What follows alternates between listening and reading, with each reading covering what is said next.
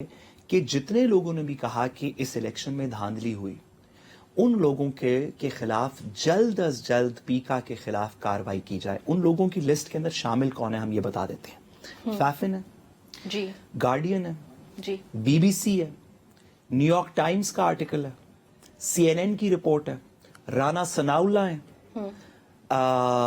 جاوید لطیف صاحب ہیں, مری سے شاہد خاقان عباسی صاحب ہیں.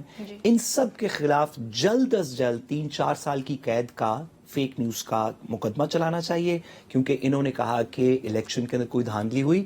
ہمیں میڈم سے حقیقت پتہ چل چکی ہے کہ پیکا کے بعد آنے کے بعد یہی ایک سچ ہے کہ اس الیکشن میں رتی بھر کہیں دھاندلی نہیں ہوئی. ہم اس بات کے قائل. ٹھیک ہے, آمنہ اس پہ آپ کوئی کامنٹ ایڈ کرنا چاہتی ہیں؟ نہیں نمرا, تھینک یو. چلیں ٹھیک ہے. اچھا ساتھ ساتھ پاکستان تحریک انصاف کے بھی جو اختلافات ہیں, شیر افضل مروت صاحب کی کل آپ نے دیکھا ہوگا جو انہوں نے سپیچ کی, پھر اس کے بعد جو ان کا بیان بھی سامنے آیا ہے. اب کیا اس منظرنامے سے حکومت آپ کو کوئی فائدہ اٹھاتی نظر آتی ہے؟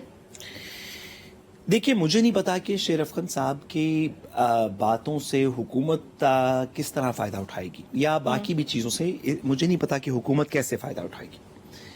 حکومت کا چیلنج یہ نہیں ہے. Pakistan Tehreek Insaf as an opposition بہت پیچھے نہیں جا رہی. کل کا جو جلسہ آپ نے دیکھا سوابی میں وہ کامیاب نہیں ہوا. سوری میڈم, میں نے جو جلسہ دیکھا اس میں اور جو آپ نے شاید دیکھا اس میں تھوڑا سا فرق ہے.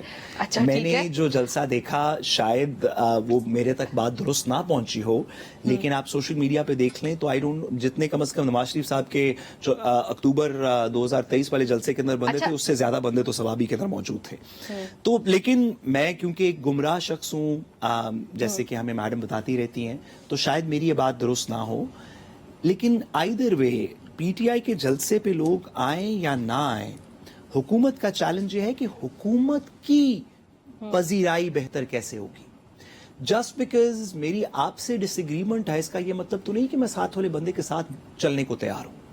اگر پی ٹی آئی کی اپنی credibility as a political party ختم بھی ہو تو لوگ کیسے واپس آصف علی زرداری, نواز شریف, شہباز شریف, مریم نواز, بلاول بھٹو, ان کے ساتھ لوگ واپس کیسے چلیں گے. لوگ اگر عمران خان سے متنفر بھی ہو جائیں تو یہ نہیں ہوگا کہ جو شخص بھی کہہ رہا ہے کہ میں عمران خان صاحب سے اگری نہیں کرتا وہ کہے گا کہ کیونکہ اب میں ان سے اگری نہیں کرتا تو میں آصف زرداری کو فالو کرنا شروع کر دیتا ہوں. ان چیزوں میں بہت سپیس ہے. حکومت کا اصل چیلنج یہ ہے کہ عوام میں اپنی پذیرائی خود کیسے بڑھائے گی, ریگارڈلیس آف کہ پی ٹی آئی کی پذیرائی کو کیا ہو.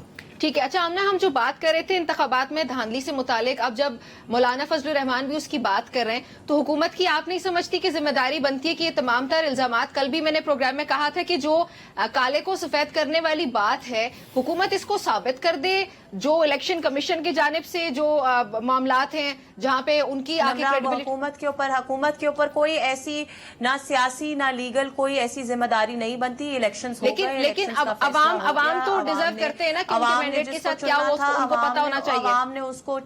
عوام نے جس کو چننا تھا عوام نے اس کو چن لیا. اگر آپ کو یا سعد صاحب کو یا بہت ساری ریزرویشنز ہیں ان کا جواب دینا تو ویسے ہی موضوع نہیں ہے, کیونکہ میں جو بھی جواب دوں گی آپ دونوں میں سے کوئی اس جواب کو سننے کی بصارت نہیں رکھتا, سننے کی ہمت اور حوصلہ نہیں رکھتا.